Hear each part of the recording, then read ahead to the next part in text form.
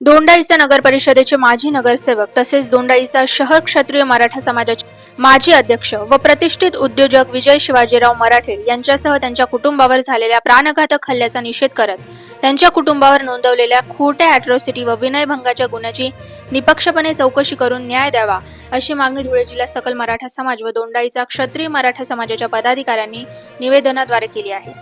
विजय मराठे व त्यांच्या कुटुंबाचे सर्व समाज घटकांशी तसेच व्यापारी वर्गाशी सलोख्याचे व जिव्हाळ्याचे संबंध आहेत। ते कधीच जातीवाचक उल्लेख करणार नाहीत। त्यांच्यावर द्वेषापोटी खोटा गुन्हा दाखल करण्यात आल्याचा दावा मराठा समाजाच्या प्रतिनिधींनी केला आहे।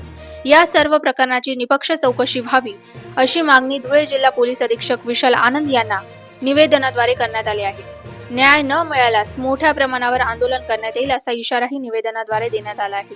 या प्रसंगी मोठ्या प्रमाणावर दोंडाईचा व धुळे येथील सकल मराठा समाजाचे पदाधिकारी उपस्थित होते। यावेळी मराठा समाजाच्या प्रतिनिधींनी संवाद साधत आपली भूमिका मांडली। धुळ्याहून प्रफुल्ल माने यांचा रिपोर्ट।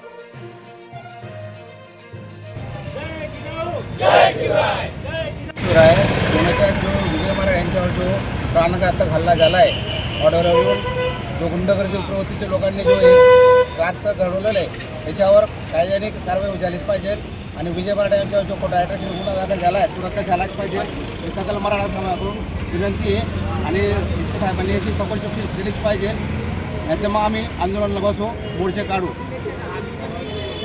धुळे सकल मराठा समाजाच्या वतीने आज एसपी साहेबांची भेट घेण्याचं ठरलेलं आहे।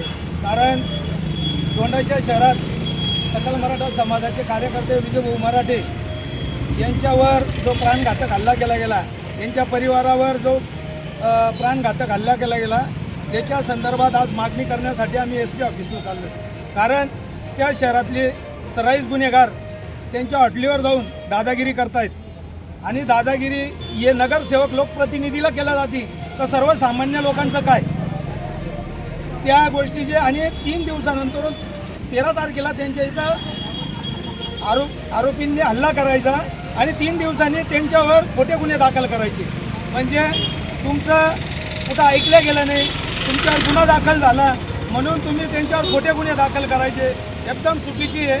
म्हणून आम्ही आज एसपी साहेबांना भेटून जे खोटे गुन्हे दाखल केले गेलेल्या भाऊंवर ते रद्द व्हावा आणि दोंडाईच्या हे गावगुंडमुक्त व्हावं ही सकल मराठा समाजाची मागणी।